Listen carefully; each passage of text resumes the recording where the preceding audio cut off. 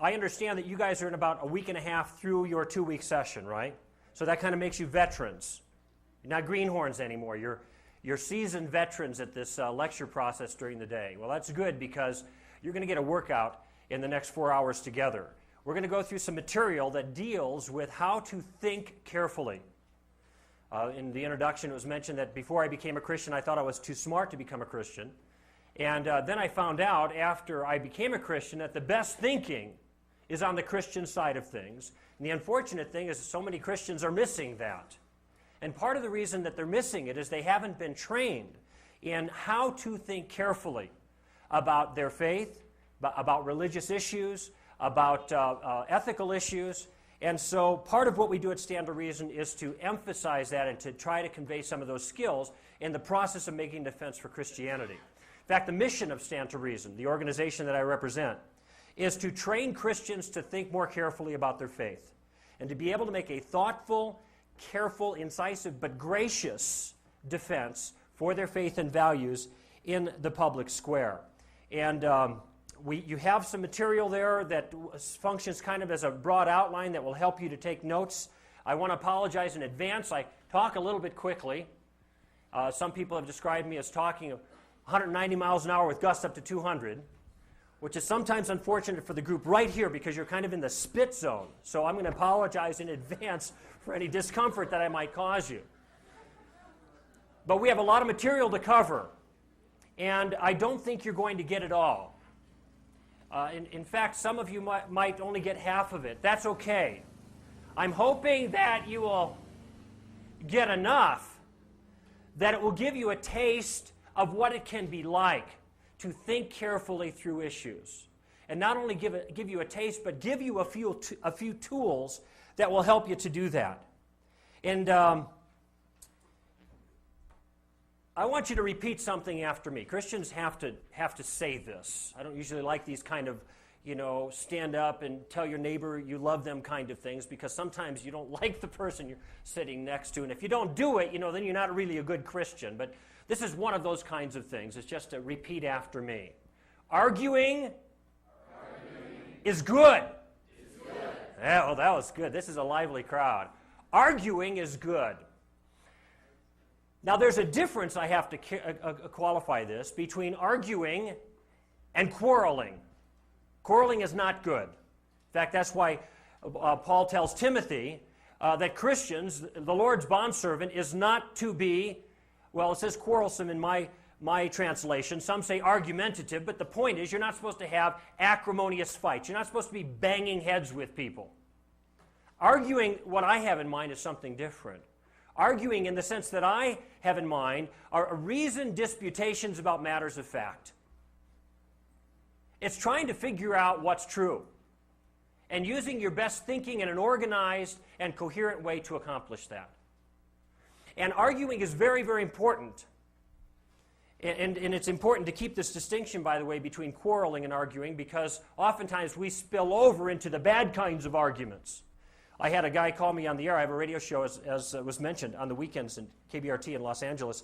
And one fellow called in and he said, it's not right for you to argue on the air. He quoted this verse out of 1 Timothy. And I said, well, if it's not good to argue on the air, then why are you calling me and arguing with me? There's a little problem in his approach there.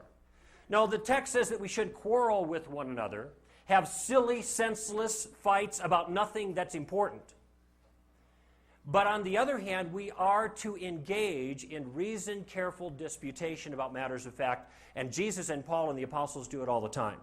But in order to do that, you've got to have a couple of things. And the first thing that you have to have is permission. And so I'm going to give you permission now to argue. Argue in the good way. And part of the reason that I say this is because in the church, the church has been influenced by the culture in a very, very radical way. The spirit of the age right now is relativism and radical subjectivism. We'll talk about this a little bit more as the day goes on. But that spirit has influenced the church as well, to the point that it's almost the case that anybody's point of view is pretty good. And we don't get in the habit in the church of trying to determine whether any particular person's contribution is a sound one or not. And so when we have Bible studies, you know how it goes. People give their opinions about what they think what the text means to them, which is the subjectivist question. What does it mean to you? Well, that's the wrong question to ask. The question we should be asking is, what did it mean to the author who wrote it? After we determine that, we can think about applying it to our own specific situation. But people then start giving their subjective sense of it. Well, this is what it means to me. And you ever notice that everybody's view is kind of okay? And the minute you start disputing with somebody's view, well, you're doing something that's tremendously impolite in the context of our culture. Why? Because you just don't tell people that they're wrong, especially when it comes to religious issues. And the minute you start getting a good discussion in a Bible study or a home study group that means something, the leader's right there to stop it. Why? Because we don't want, what's the word? Division. We don't want division. In other words, if you contend for a particular point of view against somebody else's view, even if you're doing it in a principled way and in a gracious way, that is often viewed by other Christians as divisive and something we shouldn't do. And so what we end up having is a false sense of unity, a false sense of peace that's imposed by these kinds of rules instead of there because we understand in a communal way what the truth actually is. And if you look in the New Testament, you see disputations about truth going on all the time. And it's good that they do that. Because what arguing does is it helps us to get at what the truth is. Now, if truth is important, and it ought to be to the Christians, then arguing carefully about what the truth entails, what it amounts to, what evidence there is for a particular point of view is absolutely vital in the church. And if we don't have that kind of thing, it leads to a kind of a shallow understanding of the truth and a false unity in the church. And so the first things that I want to do is I want to give you permission to use your mind and to disagree with people on matters of fact if you do it in a gracious way and in a principled fashion. And we're going to talk through this afternoon about what it means to dispute about things in a principled fashion. And the reason that this is so important is that the mind is the tool that God has given us as the very first line of defense against error. Now let me say that again. The mind is the tool that God has given us as the very first line of defense against error. Some of you are going to saying, well, what about the Bible? I thought the Bible was first. The Bible isn't first, it's second. Well, that sounds like heresy. I'm not saying it's not the most important. I'm saying it's not the first line of defense. And the reason I say that is you must use your mind well before you can understand the Bible accurately. See, the Bible's given in language, propositional form. You have to understand the propositions, the truth claims. You have to be able to interpret the Bible accurately in order to get the truth from it. And if we abandon our minds and good thinking in the process of reading the Bible, we're not going to get the right answer from what God is telling us. So the first thing you got is permission, and I've just given it to you. If you, what are the two caveats? If you do it in a principled way, and if you do it graciously. Thank you. Second point I want to make is that you not only need permission, you have to have some tools. And in the next few hours, I want to give you some of those tools. I want to give you the specific things that will help you in working through ideas effectively. Sometimes these tools are just going to be words. You're going to gain some vocabulary words. Words are valuable because what they do is identify particular ideas. And when you understand a particular thing, the meaning of a word well, certain words, it becomes a tool that you can use to see things that you didn't see before. And we're going to do an exercise like that in just a few moments. Some of you might be familiar with J.P. Moreland, who's a person who's had a tremendous influence on my own life. And Dr. Moreland made an observation, and he said that the more that you know about a thing, the more that you see. How many people here are basketball fans? A lot of you. I talked to Dave last night. He picked me up in the airport, and he really liked the Bulls. Now, if I watch the Bulls in basketball, I know what a dribble and a shot, and I know what a pick is, but that's all I see. Dribbling, shooting, and an occasional pick. But you guys who know basketball know there's a whole lot more going on there, right? And you see in the game because you know about those particular things. Now, if I were to sit down with somebody, and this is a good trick if you have a significant other that doesn't care so much about your particular stuff, like sports maybe, and it's not always the guys that are into the sports and the gals are out doing something else. Sometimes it's just the opposite. I imagine that we have some ladies in here that are like major league sports addicts. They know all about it. If you want to get your significant other interested in what you're interested in, spend some time and teach them a little bit about the thing itself. Because when they learn about it, they start to see, oh, well, there's a couple of teams on here that are trying to accomplish a goal, and here's some of the ways they do it. And pretty soon you see these plays, and I don't even know what they are, like, I mean, in football, like an end around or something. But you see these things happening. When you get educated, you see things in the game itself, and it becomes more interesting. And not only do you see the things that you didn't see before that were always there, but now you have the tools to see what's going on. You get to be kind of a critic of the game, don't you? Isn't part of the fun of the sports being kind of an armchair coach? He should have done this and not that. When you learn about the thing itself, you see different things, and then you can be a player. You can participate in a fashion. And the same thing is true about the principles of thinking. And I hope after our time together, you're going to see all kinds of things that were right in front of you that you never noticed before as you share your faith with people and you have discussions with other Christians and non-Christians about critical issues of truth that pertain to God and the Bible and the religious and moral issues.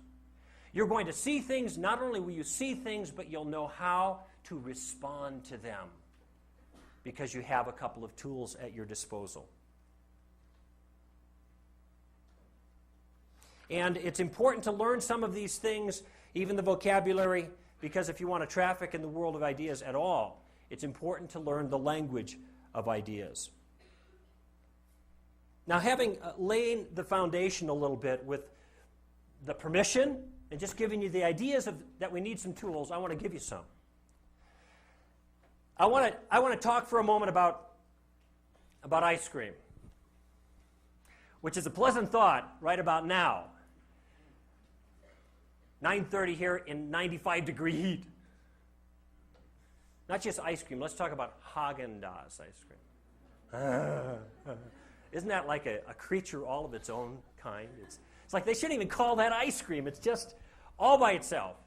How about Haagen-Dazs butter pecan ice cream? Huh? Is that unreal? There are more pecans in Haagen-Dazs butter pecan ice cream than there is ice cream, which is probably a good thing, because I don't know if you looked at the label on the side, but there is more fat in a Haagen-Dazs ice cream than there is in the same amount of lard. What a way to go, though, right? You know that in just one of those little ice cream bars is 26 grams of fat? Do you know how many miles you have? Well, let's not even think about that. Haagen-Dazs butter pecan ice cream. Now, what if I were to make this statement to you? What if I said to you, Haagen-Dazs butter pecan ice cream is absolutely delicious? Here's my question.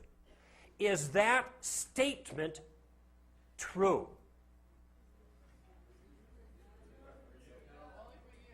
Yes, no, only for you, it's a preference. Well, if I were saying, well, I don't think it's only for me in this classroom, first of all. And it certainly would be true if I were saying this thing. But it might not be true if you said it. How many people here don't care for Haagen-Dazs butter pecan ice cream? Unbelievable! That must be because you have never had it. So you've got to go down to the store. Now, maybe your favorite is something else. And so for you, it would not be true that Haagen-Dazs butter pecan ice cream is delicious. Now, here we have an odd situation, don't we? We have one statement, Haagen-Dazs butter pecan ice cream is absolutely delicious, that turns out to be true and false at the very same time. Now, how is it that such a statement can be true and false at the very same time? And the answer is, when you look at the statement or think about it for a moment, you realize that this statement is not really about ice cream, is it? Although initially it sounds like it's a statement about ice cream, it is not a statement about ice cream. When I utter it, it's a statement about what? About me. It's not a statement, now watch this. It's not a statement about the object, it's a statement about the subject. The statement, Haagen-Dazs butter pecan ice cream is absolutely delicious, is true for me as a subject. And that's why the statement can be true or false at the same time when it's uttered by different subjects. Now, what if I changed my claim? And by the way, when I make a statement like this that is true for the subject, we call that a subjective truth.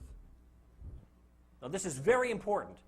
It seems like utterly elementary, like what could be more obvious than what you've just said? But it's going to cash out in a very powerful way in a few moments. What if I changed my claim? What if I said, the Haagen-Dazs ice cream on the counter is butter pecan?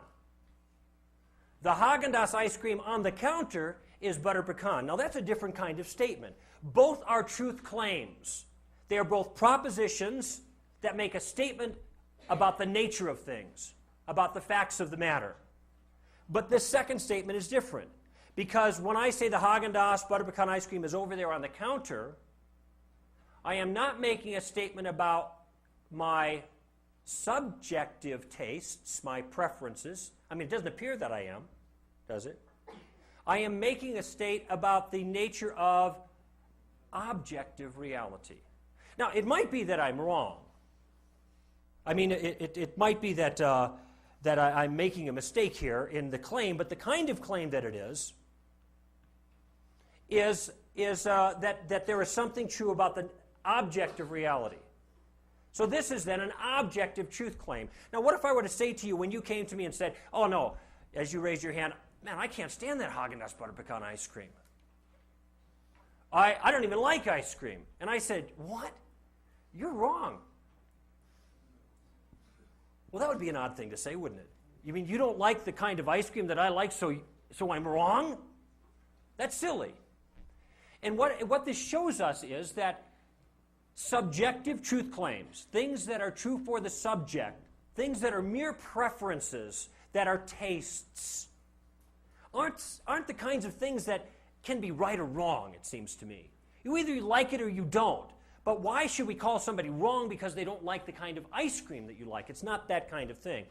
However, if I said that there was butter pecan ice cream in the kitchen in there, and one of you said, nope, not anymore, I've just been in there and finished it off, you're wrong in your claim. Would there be an impropriety in that person making that remark? No, it wouldn't be inappropriate. Now, it may be that there was another thing of butter pecan that he doesn't know about that I knew about that I was referring to when I made the comment. But it wouldn't be inappropriate to say that person is wrong. What you do is if you had a difference of opinion, you might both go look. Or try to adjudicate in some fashion whose claim happened to be right at the given moment. But when you make a subjective claim, there's no real right answer, it seems. People have their preferences. However, when you make an objective claim, an objective truth claim, it can either be right or wrong.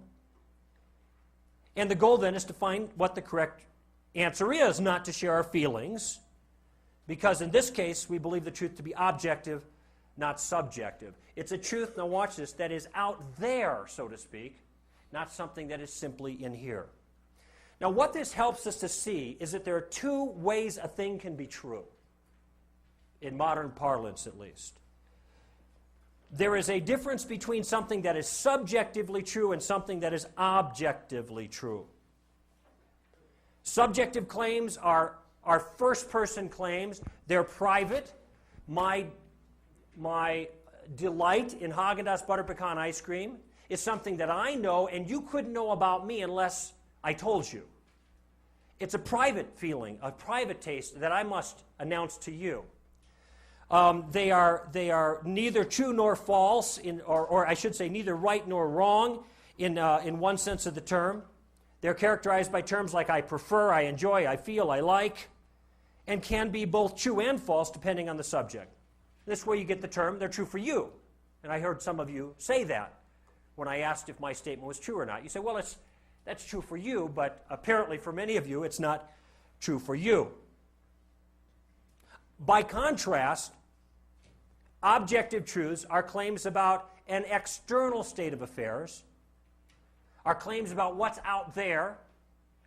Rather than being first-person private, they're third-person public, which means that anybody in this room would have access to the facts about my claim about Haagen-Dazs ice cream being over there on the counter. Or at least in principle, they'd have access. And they are either true or false depending on the object itself, the external state of affairs.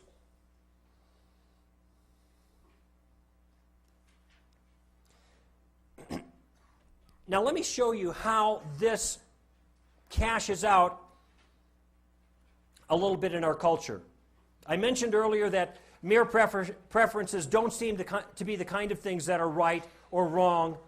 In fact, if I said you were wrong, that would be really odd. If I said you were immoral for not liking the kind of ice cream that I like, that would be much more extreme. It would be odd for me to say you ought to like this. You're immoral. You're a sinner if you don't like Haagen-Dazs butter pecan ice cream. You look at me like I'm insane. And it would be an odd thing to say, and anybody who made that kind of claim, you'd want to question their sanity. Well, forgive me for stating something obvious here, but there is a difference between choosing an ice cream flavor and choosing a medicine. In ice cream, you choose what you like. In medicine, you try to choose what heals. Because ice cream is meant to appeal to the subjective tastes and preferences of individuals, where insulin is meant, for example, is meant to deal with an objective problem. And it would be rather odd if somebody tried to solve an objective problem with a subjective preference. I hear you got cancer. Taking chemo? No, I don't take that chemotherapy anymore. It just got me sick. Instead, I eat Haagen-Dazs ice cream. What do you do that for? It tastes a lot better. Well, that's crazy, because the goal isn't to satisfy the taste. The goal is to heal the sickness. Though this is such an obvious statement, there is profound confusion on this point when it comes to religious issues. Because Americans think of God and religion and morals like ice cream and not like insulin. The American point of view, and to a great degree, surprisingly, even within the church, the point of view is that religious truth claims turn out to be mere preferences. George Barna took a poll in something like in 1993 or thereabouts and asked a question pertaining to this issue. Can religious truth claims be both true and false at the same time when spoken by different people? And 60% or so of Christians, those who identified themselves as evangelical Christians, agreed with the statement. A couple years later, he gave the same poll, and something like 70% of Christians agreed with the statement. Which is rather odd, because we talk about Christianity in our community of faith as the thing that's true, but it's much more difficult when we get outside of our community of faith, talking with people, exposed to people who don't believe like we believe, and then we're not quite so confident. And then it's, well, this is what I do, but whatever you do, that's cool too. Now, those two beliefs don't make sense. Either Christianity and religious claims are ice cream kind of things, or they're insulin kinds of things. And the historic claim of Christianity is that it's not like ice cream, but it's like insulin. It's something that everyone needs to solve and to heal the sickness that every human being is dying of.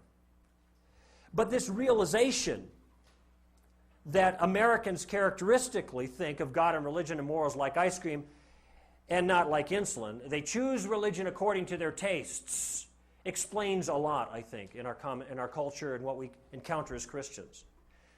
I've heard so many people, when talking about religious views, say, well, I like this view. I like reincarnation. I like that. And I'm not sure why, in one sense, why liking a religious point of view has anything to do with it.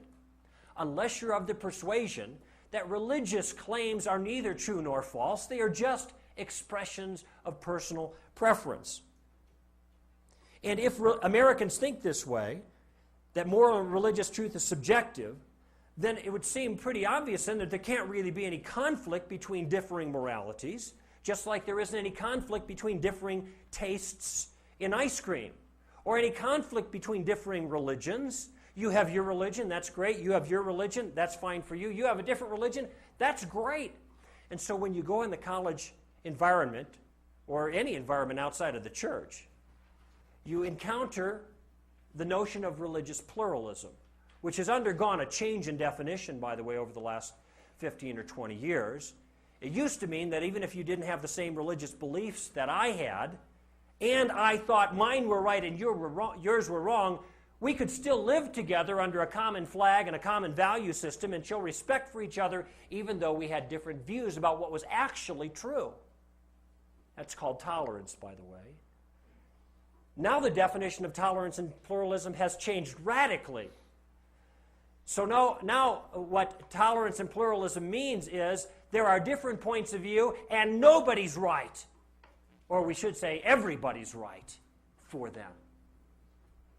And if you think your view is correct and somebody else's is wrong, then you're the person that's what? Intolerant. You're the one who's violating pluralism. You're the one who's arrogant and a bigot. Now, we're going to talk a little bit more about using those kind of terms to describe those who believe like Christians often believe a little later in dealing with them. The point I want you to see is there's a way that America is thinking about these issues. And so when you say to someone, Jesus Christ is the Savior, and they say, oh, that's good for you, what you are saying is something, I presume what you are saying is something like, the Haagen-Dazs ice cream is over there on the counter. You're attempting to make an objective claim, and what they're hearing is ice cream, tastes and preference. And so then when you follow up and you say, and if you don't believe Jesus is the Messiah, then you're a sinner. Well, you already are a sinner, whether you believe that or not. And if you don't believe he's the Messiah and put your confidence in him for forgiveness, then you're going to hell. They look at you the same way you looked at me a little while ago when I suggested that somebody who doesn't like Haagen-Dazs butter pecan ice cream is a sinner. They look at you in the same way that you would look at me if I said that if you don't like my preference in ice cream, you're going to hell. And what's been happening is we've been talking past each other. Christians are making one claim, and people are hearing another claim because it doesn't even make sense to them that something like a religious claim could be an objective claim and not a subjective claim. And I encounter this all the time when I get into more public forums and discuss religious issues. For many years there was a program on the ABC affiliate in Los Angeles, a secular program called Religion on the Line, 10 to midnight, Sunday nights, and we discussed religious issues. And there was a rabbi and a Roman Catholic priest and a Protestant minister, which was myself when I was on the show, and a radio talk show host, which for much of the time was Dennis Prager. Some of you from the West End might be familiar with Dennis, who's a Jewish thinker, but a very good thinker. Not a Christian, but a fair man. And when I get on the show, I'd get calls that come in, and the callers would call and address the panel, and one caller said, why should I be your religion?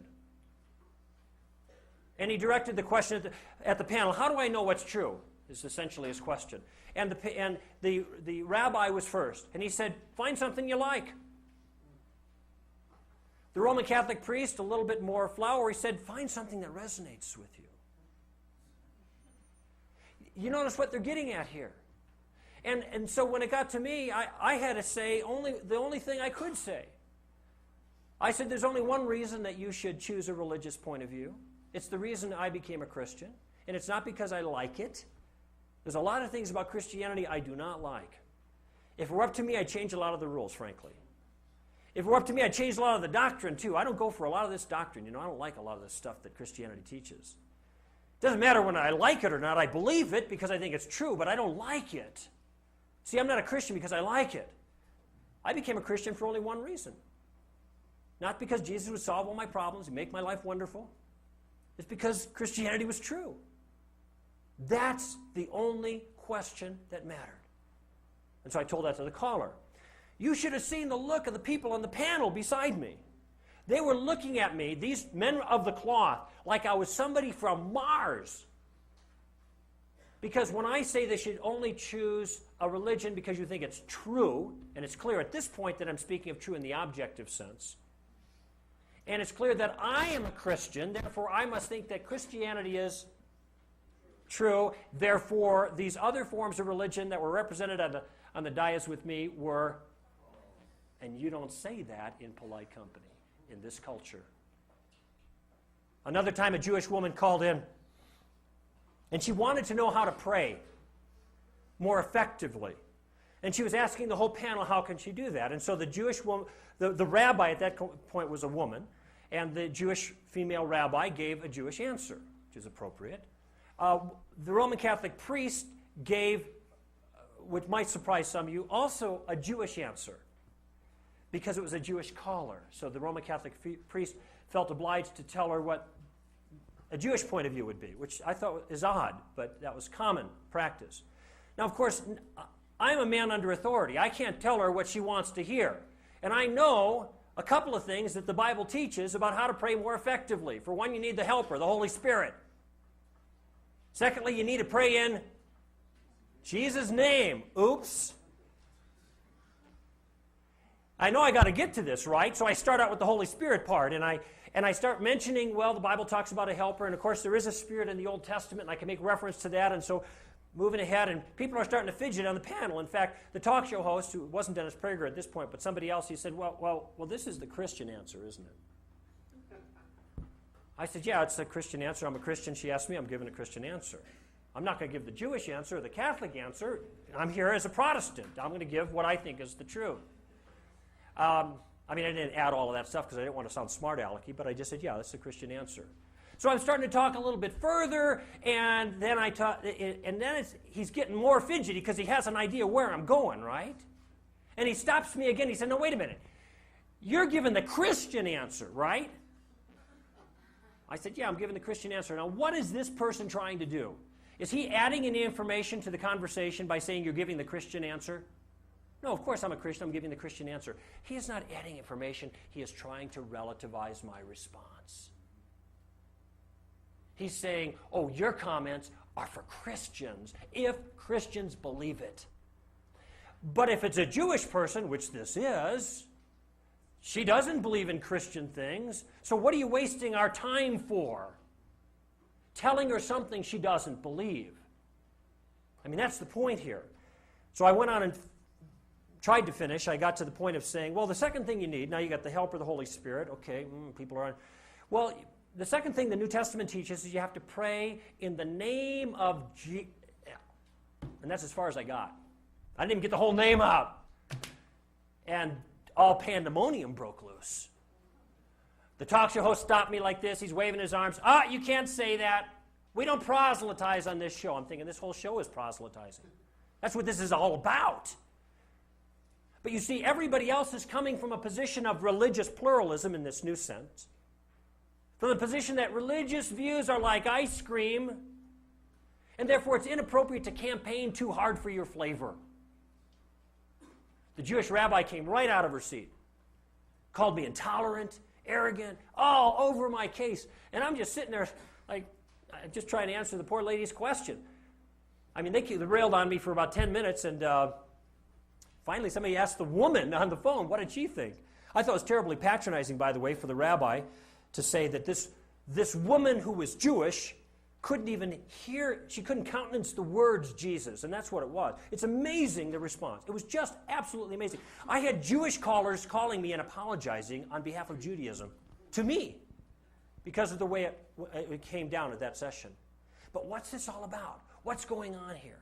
The whole thing is trying to relativize religious claims. And so there is a sense which our task nowadays is made much more difficult. Because now it's not just simply contending for Christianity, but we have to clarify what it is that we mean. Because now we have a culture in which claims about religion are so subjectivized that when you talk about them as applying to other people, as if they were objectively true, as if they were claims about the world itself, and not about what's just in our minds or just in our hearts or whatever, then you're saying something completely absurd and ridiculous. And worse, arrogant, bigoted, and destructive in the minds of many. So a big part of our task is clarifying the kind of claim that we're making, and oftentimes I find myself having to say that. I'll say, hey, for the sake of argument, I might be wrong about this Jesus stuff. And it's really true, I might be. But I can only possibly be wrong because my claim is the kind of claim that can be either right or wrong. I may be wrong about Christianity, but please don't make any mistake about the kind of claim that I'm making. I'm not making an ice cream claim. I'm making a claim about the nature of the world. And when you make a claim about the nature of the world, that invites a certain type of analysis. And in sessions 2 and 3, or rather 3 and 4, we'll talk about that analysis. But in the next session, we have to talk about some other aspect of the way Americans are thinking about things, and this is particularly true in the schools. Because whereas up until recently, religious and moral views have been viewed like ice cream, now everything's ice cream. And it's called postmodernism. And we'll talk about that in our next hour.